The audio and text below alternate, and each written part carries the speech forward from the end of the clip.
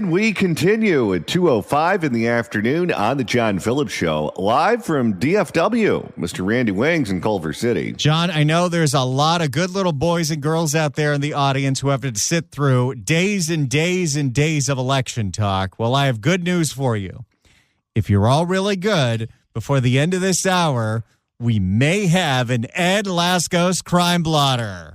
How crazy is that? You don't say. Now, how about this? If you really want to reward people for sitting through the election, we can also give them some wig snatching talk. I'm very kind of sketchy. You mean because, once again, Ricardo Lara's in the news? That's exactly what I mean. There it is. Queen Lara. May be criticized and dragged through the mud for it and get my wig snatched, as the gay guys say. See, here's my problem right now. If I type in Queen really quickly in my drops folder, it's going to Queen Porter before it goes to Queen Lara. Get out of my shot. It also could go to the band. So, not the LA Times, of course, but the New York Times did a report looking into all the insurers that have been dropping people left and right in the state of California over the last few years. And what they found was these insurance companies who were in active negotiations with Ricardo Lara to get everything that they've ever wanted and more in his sustainable insurance strategy knew they were going to get everything they wanted, dropped everybody anyway, because then when Ricardo Lara's plan said you're going to have to add more policies, they could add a fraction of what they dropped and still make a buck. Well, they add a fraction of what they dropped, and then they bring you back at current market prices, not at whatever it was that you would have been grandfathered into. To talk about this, here is a report from CBS LA as they talk to consumer watchdogs Jamie Court. An explosive New York Times investigation accuses California's insurance commissioner of making it too easy for insurers to drop fire-prone homes. Where's the B on this? Where is LA Times on this? Where's the Chronicle on this? Go back to the recall election of Gavin Newsom. They didn't break any news regarding Gavin Newsom scandals all throughout that process, or Barbara Ferrer's. It was Bill Malugin who found out about the French Laundry. It was Jennifer Van Laar who broke all of the Barbara Ferrer stories. The LA Times was nowhere. And still get the rate hikes they requested. Yeah, consumer investigator Christine Lazar joins us now with reaction to that investigation, which I'm sure is infuriating for people who've been dropped from their insurance policies. Well, and that's the big struggle right now, right? We need to get them writing more insurance policies, but are they doing it? No, they're not. Not even close. Here we are, almost a full year after Ricardo Lara's sustainable insurance policies were implemented, and the FAIR Plan has more policies than it's ever had before. And including in places that aren't even in fire areas, like condos in the middle of the flats. According to reporting that we've talked about from CBS LA and CBS California, over half of the policies that the FAIR Plan writes are not in wildfire risk areas. And are they sidestepping the regulations we have? So the insurance industry and the state came to an agreement that insurers would have to write policies in fire-prone areas equal to at least 85% of their statewide market share. Except what was discovered by ABC7 in the Bay Area was that the fine print on those policies is that it was 5%, not 85%. Oh, just a slight difference between those two numbers. But this New York Times investigation is reporting that the insurance industry negotiated a series of loopholes that essentially allowed them to drop high-risk homes and still raise the premiums. I'm joined now by Consumer Watchdog President Jamie Court. Jamie, thanks so much for joining us. My pleasure. So in that report, we look at the number of the homes covered by the FAIR Plan continuing to rise, even though the sustainable insurance strategy was supposed to get insurers to write new policies in the state. So do you think that strategy has been effective? It's completely failed. You see, there are some people who can answer questions quite succinctly using few words. And when they do that, it's usually because they're very confident in the position they're taking. It's completely failed. Who can look at Ricardo Lara's sustainable strategy and point to anything that's been a success for this. They don't need to prove their point. They just need to say they're doing something and hope that you forget about it. It's completely failed. And we talked about this back in 2023, that by allowing companies not to have to insure 85% of people, but to increase by 5%, the commissioner was creating an incentive for insurance companies to dump people because the regulations didn't take effect till 2025.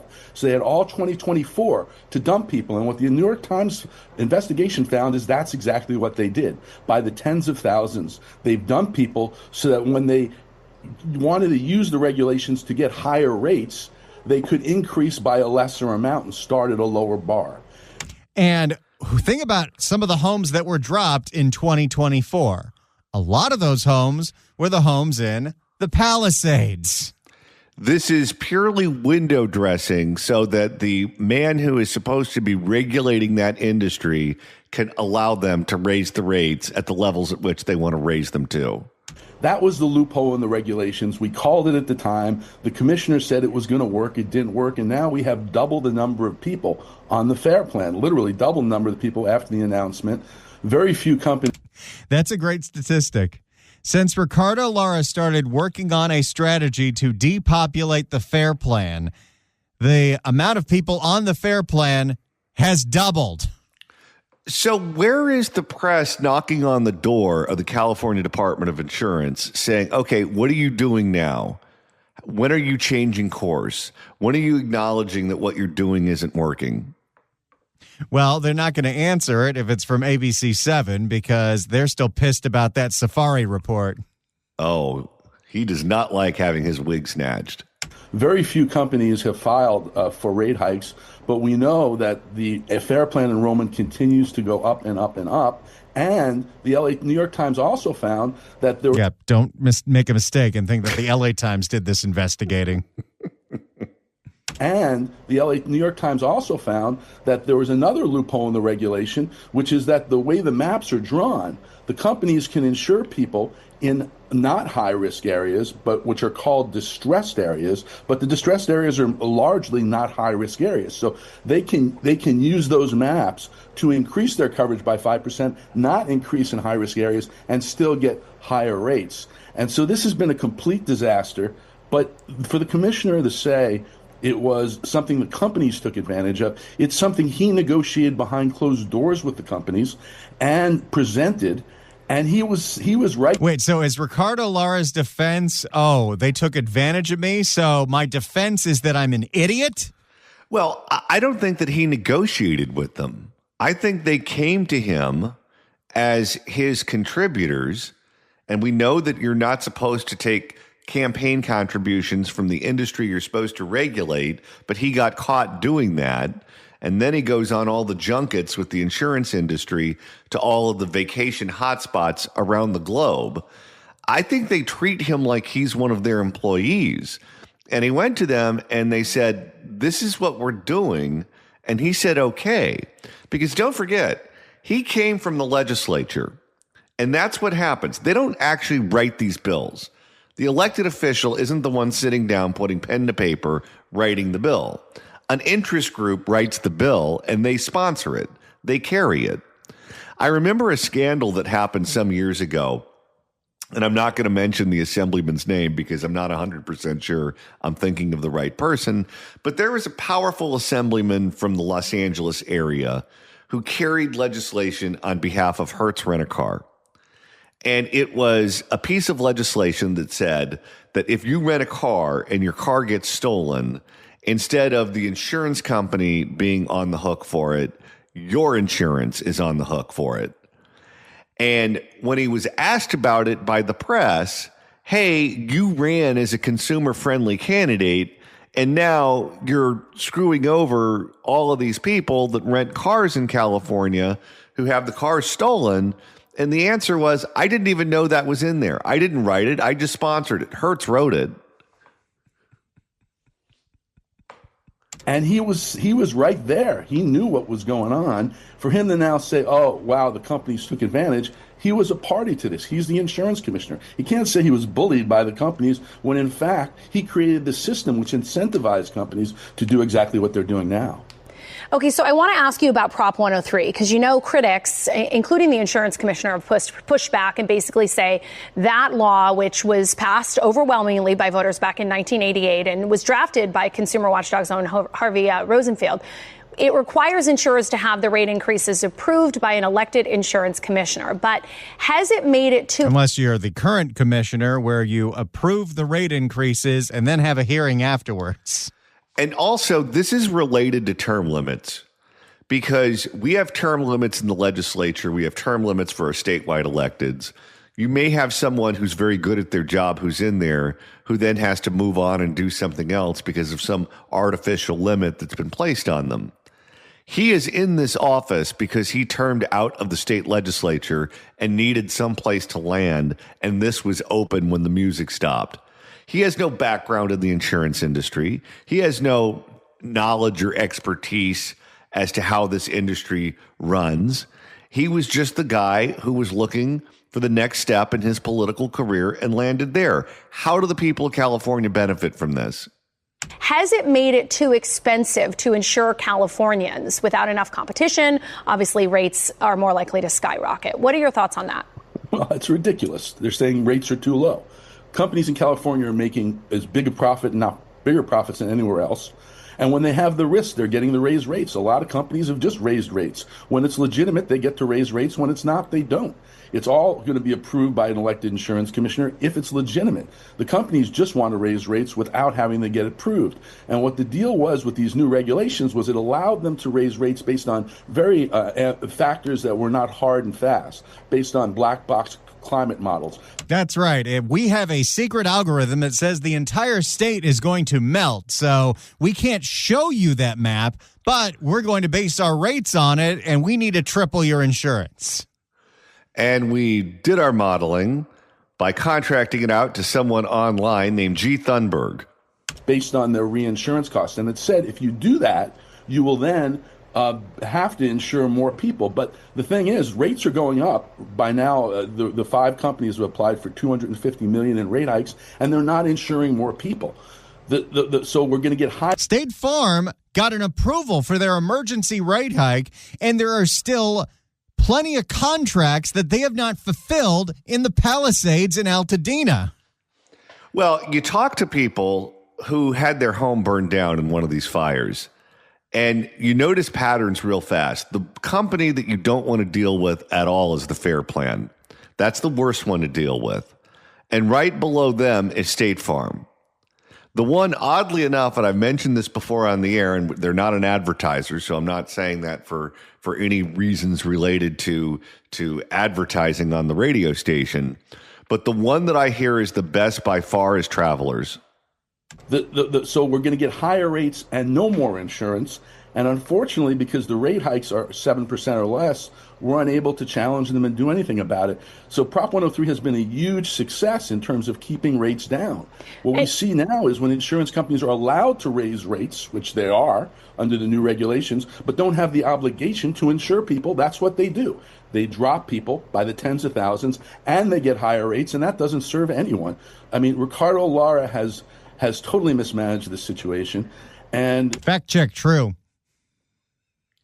He has mismanaged it so badly, his political career may be over. As someone who came from the leadership in the state legislature, I'm sure who fancied himself as a governor or senator at some point in the future, I think that's over. I'm very kind of sketchy. And if he was an honorable person, he'd step aside and let someone else who can do the job, because for Jamie, the last 2 years, hold on real quick. I want to done. get to one last question because we're running out of time, because I did reach out to Lara's office and they gave me this statement. It reads in part, all eyes are on insurance companies right now, including mine. We built the sustainable insurance strategy with an understanding that insurance companies and interveners would prod and probe for loopholes they think they can exploit. This is not a surprise to anyone that has dealt with them. If it is, welcome. Wait, so Ricardo Lara's defense is, of course there's loopholes in the regulations that I wrote. That is quite a defense. Is welcome to Earth. And the commissioner's office actually asked me to ask you, what has Consumer Watchdog done to address the insurance crisis in terms of availability? There's a big difference between a consumer advocate group and the elected insurance commissioner. Well, and I love the fact that he's not willing to go on himself to debate Jamie and ask these questions himself, where you can then ask him questions also. He's just providing questions to the reporter to then ask to Consumer Watchdog. He did go on with them later on in the hour, and we might get to that sound. We've kept insurance rates low for 40 years, and we have a ballot measure to mandate that insurance companies have to cover people who fireproof their homes. That's what you have to do. You have to tell them with a stick that if they don't fireproof people's homes, they can't do business in the state. And if they don't, you go, bad State Farm, bad. We filed a ballot measure to go to the ballot because this insurance commissioner hasn't done his job. And we've, for 40 years, kept rates low so people can afford insurance. We need someone in this office who will enforce the law with sticks, not carrots, because the carrots aren't working. All right, Jamie, I know you're out there working for consumers, and I appreciate you taking the time to talk to us this morning. So there is Consumer Watchdog's take on the explosive investigation from the New York Times about all the loopholes that Ricardo Lara helped craft so the insurance companies could raise rates without actually writing any other policies. You know, in Florida, that's the alternative model to what we have in California, where you have insurance that's available to buy. It's just very expensive, but you can buy it and you can pick which company you do business with. In California, it's heavily regulated through Prop 103, and the government has to approve the rate hikes, and what that results in is pay to play, where the insurance companies pick and choose who they take, and everyone else gets dumped on the FAIR plan, which is expensive and doesn't pay out when something awful happens. I know that Newsom and company hate the Florida model, but how can you argue that what we're doing is better? I'd argue they both suck. You can make that argument. That's an argument that certainly has merit to it. But saying what we're doing is working and what they're doing is not, that is just not true. 800-222-5222 is the telephone number, 1-800-222-5222. If you'd like to email the show, you can do so at johnnydon'tlikeshow@gmail.com. That's johnnydon'tlikeshow@gmail.com. And Randy, with the end of the show quickly approaching, if you want to continue listening to us after you sign off at 3, that's easy to do. All you got to do is search for The John Phillips Show wherever you get your podcasts, whether it's the Apple Podcasts app, iHeart, Spotify. Search for The John Phillips Show. Hit subscribe. You can download all the episodes. Listen to all of our coverage over the years of Mr. Ricardo Lara. I may be criticized and dragged through the mud for it and get my wig snatched, as the gay guys say. You know, Randy, I should have had my headphones on me, and I should have listened to the podcast of this program when I was on the plane earlier today, because there were 2 kids who didn't stop screaming the entire way to Dallas. Oh, no. And I don't mean crying. I mean screaming at the top of their lungs for 2.5 consecutive hours. And because it's a morning flight and you had to do this show, it's not like you could just silence everything with a scotch. Well, if I was the flight attendant, I wouldn't give me the scotch. I'd give those kids the scotch. Maybe that would have settled them down. Here, take a doers. You know, I think that kid is teething. So when I was a child, my grandparents used to rub a little bit of bourbon on my gums, and that did the trick. Here's 5 bottles. What do you say we make a couple of listeners very happy? Let's do it right now. 790 KABC welcomes George Thorogood to the Bank of America Performing Arts Center, March 8th, 2026. Tickets are on sale Friday at Ticketmaster.com, but right now, caller number 9 at 1-888-795-2222 gets a pair of tickets to the show. Tickets furnished by Needle Concerts. Good luck dialing. 800-222-5222 is the telephone number. 1-800-222-5222. Let's go to Bobby in San Jose. Bobby, hello. Hello, this is Bobby. Hi, Bobby. Hello, John. I was listening to the conversation you were having about insurance in this state, and I do believe that the DOJ should be called in and look at this stuff because we are still without insurance after the story with NBC and Chris Kimura. He met with the commissioner several times, and he also told me that he was going to talk to him about my case when he was up there. Well, he was talking about it, and he never got around to my case and never did anything about it. And this insurance commissioner is something special. This we have a house, luckily, complex. Luckily, we own free and clear. Otherwise, we'd be foreclosed on a long time ago. My wife is sitting right here next to me, and it's very frustrating to see what's going on here. It's just crazy. I wouldn't buy another house in this state if my life depended on it until they have this stuff cleared up.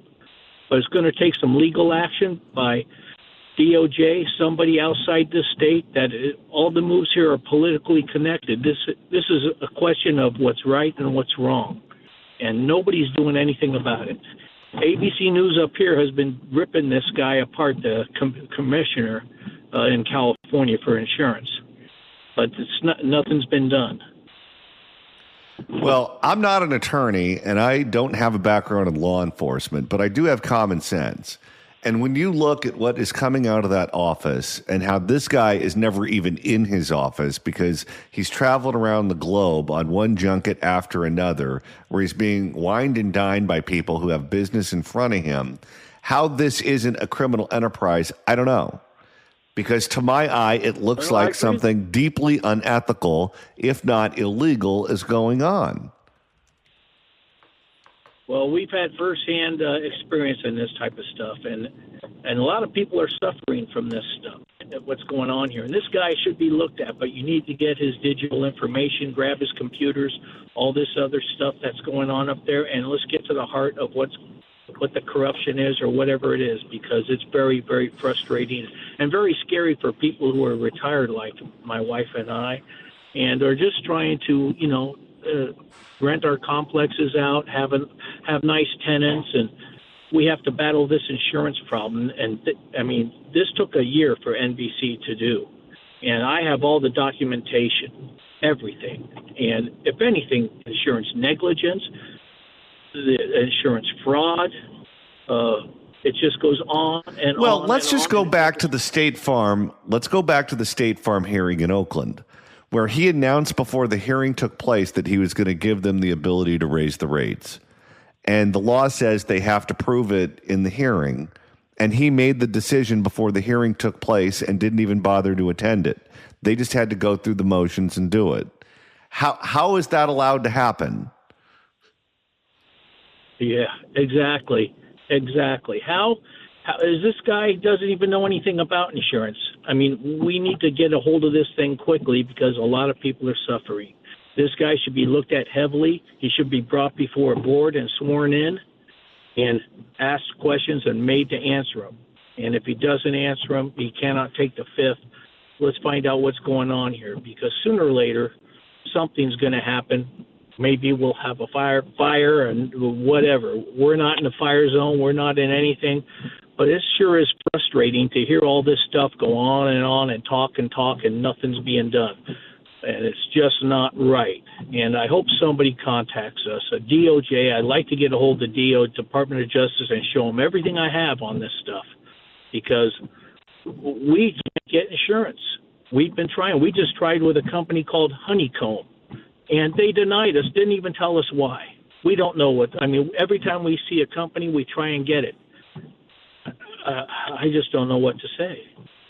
It's a mess. It's a mess, and it doesn't have to be this way, but this is what we have in California.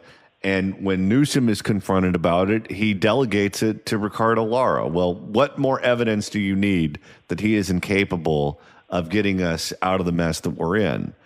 Every time you get an update on the insurance industry in California, the problem just gets worse. Thank you for the call, sir. Let's go to Art in Oakland. Art, hello. Hi, John and Randy. I saw the the story about the mountain lion attack in Orange County, and it's not what I called about, but I think you're going to see more and more of these attacks until you have regulated hunting again here in California. They've taken mountain lions and bobcats off of the ability to hunt, and I think it's been a big mistake. It has to be regulated and has to be watched, but it should be done. But that's not what I called about.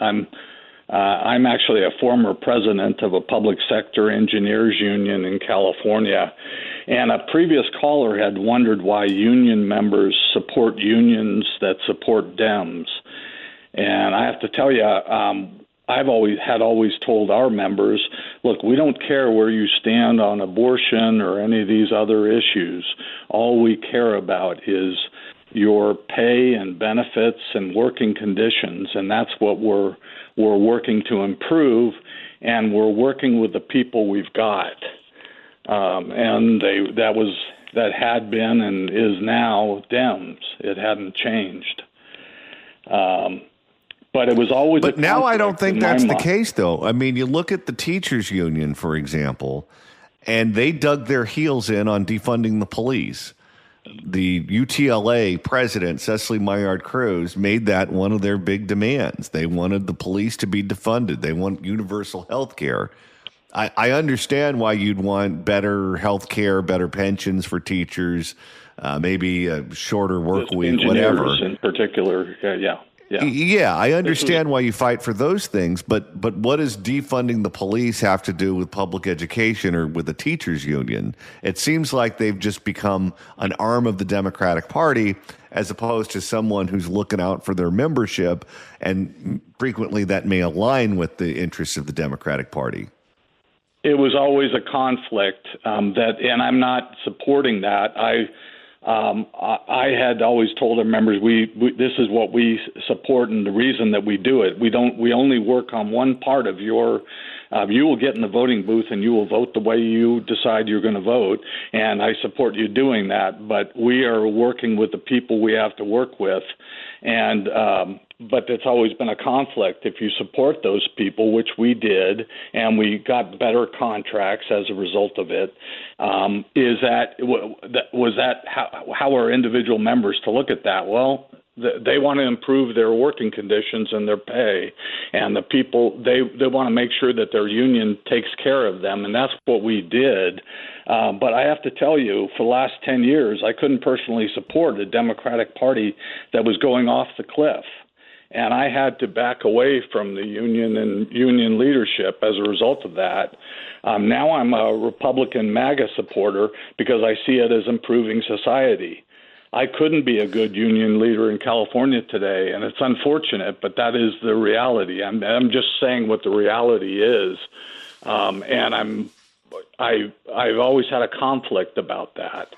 But I knew what our job was, and I knew at one time you could have it where you did the best you could, but if members didn't want to, they could leave the union. I mean, they couldn't leave the union in the old days. They can now, but I don't recommend doing it. You have to kind of separate out what is important to you as a person in society versus somebody who's trying to do the best for their family. And I'd like to see it. I'd like to see it change here in California, but I don't see it happening anytime soon.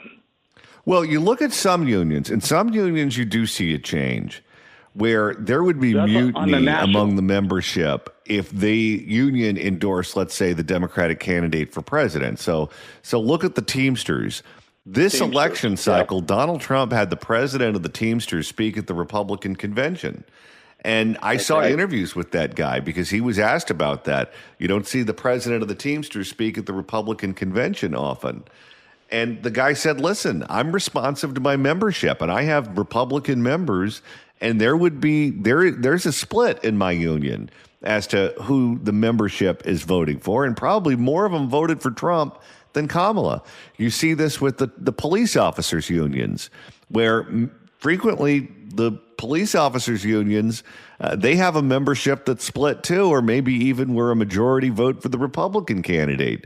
And if they endorse the Democrat, they're going to have problems. The airline pilots, same thing happened with those unions. And what they typically do, if they know that they're going to get an earful from their membership, is they just don't endorse.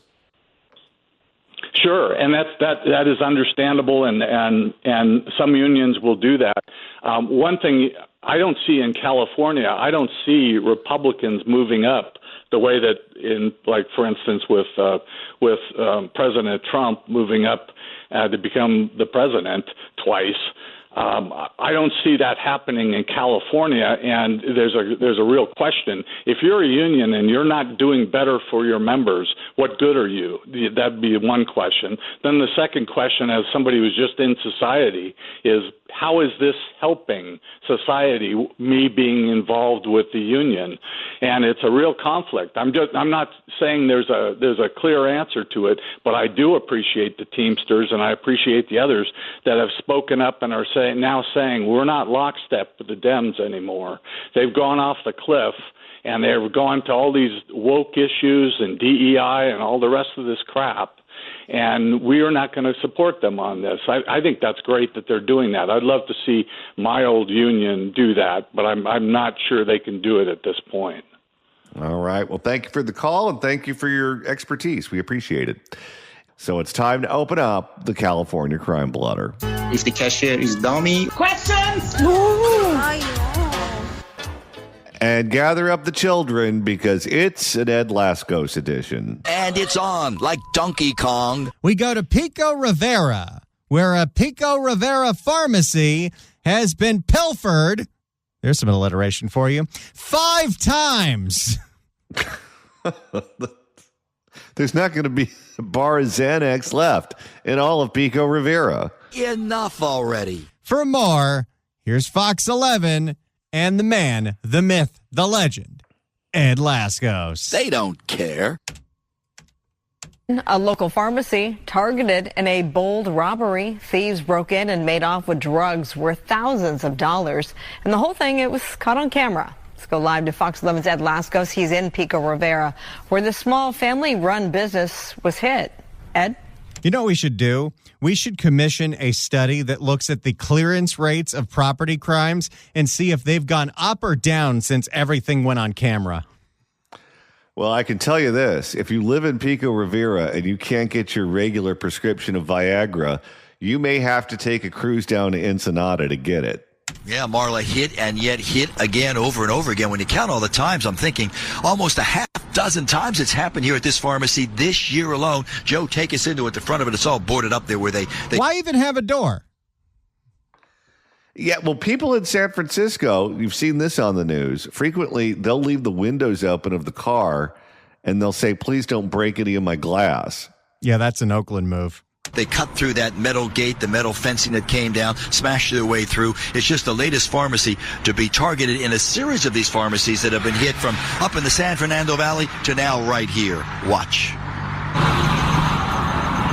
Break-in at the pharmacy. It's all wide open now. Check this, the security video, and watch them do their dirty work, cutting, smashing their way in. And this isn't the first time, or even the second time. You know what's the greatest thing about Ed Lascos is most reporters, and I understand why, you play things very straight. You report what's going on.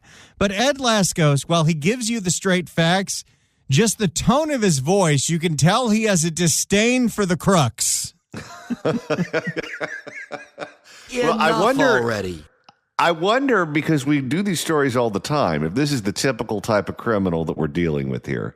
A young guy, certainly many of them are part of organized crime rings, where then they turn around and they take the stolen product and they sell it on the black market. We're talking about a pharmacy here, though. That's not your average 7-Eleven. That's not your average mom and pop jewelry store. I wonder if it's a bunch of wine moms who just don't have access to enough Xanax. How crazy is that? It's the 5th time already. How frustrating. It's very frustrating because we keep on doing, trying to do everything that it's in our power, like security. Maybe they have to have a big sign, no oxys here. Well, if there's no oxys at the pharmacy, who's going to shop there for legitimate reasons? You heard her right. 5 times 5 since last March alone. And the target, yet again, W&P Pharmacy here on Whittier Boulevard. 3 crooks striking under the cover of darkness, the middle of the night, using a power saw, cutting through the metal. A power saw? That's pretty dramatic. That's like straight out of a slasher movie. Using a power saw, cutting through the metal roll-away door, and then a crowbar. He's swinging, smashing through a glass door, and then they're in. Okay, here's a question about pharmacies while we're on the topic. Pharmacies are all about health and wellness, correct? That's what they say. Okay, you can get drugs, it'll help you get better, and then you can buy things, it'll take your blood pressure and those sorts of things. Stick your arm in that weird-looking cuff. That's right. While you're buying all of that that's supposed to make you healthy and well, they also have all of the impulse items that will kill you lickety-split. You can get your prescription for your blood pressure, but while you're at it, you can pick up some cigarettes and a few Slim Jims too. Well, you know what kind of diseases need the most medication? Chronic diseases. That's true. They're in and out probably less than 5 minutes. And they know where to go.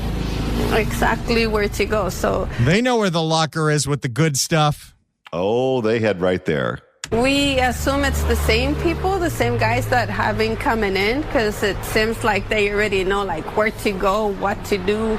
And what to look for at a pharmacy. It's not the regular medication, but it's always narcotics. It's severe pain, like really severe, like after surgery. The Norcos. You know what they're going to have to do? If this poor mom and pop pharmacy doesn't want to be robbed every other day, they need to start mislabeling the drugs on purpose. Just take all the OxyContin bottles and fill it with laxatives. A major and then take the laxative bottles and fill it with Oxy. A major surgery or something. So it's heavy duty stuff. Heavy duty, yes. They get away with tens of thousands of dollars worth of narcotics, maybe as much as 30 grand, worth twice as much out on the streets. But the customers here at this pharmacy, it's worth a lot more than that. We had a patient that she came in this morning and tried to pick up her medication. There's no medication. We're talking about people with like cancer. No medication, stolen by these 3. No painkillers for you. Well, what are you supposed to do?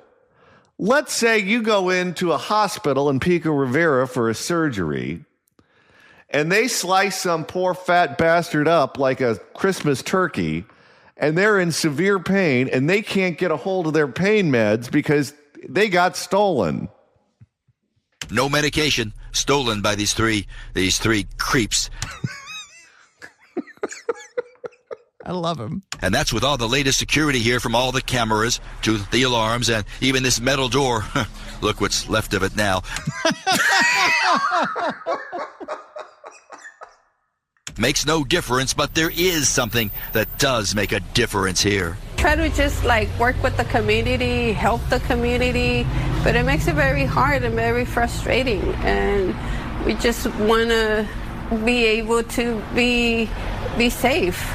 You know, it's stories like this that happen over and over and over and over again, or we're going to lead to the AI companies developing armed security robots. And we know how that's all going to end. They're going to turn on us and kill all of us.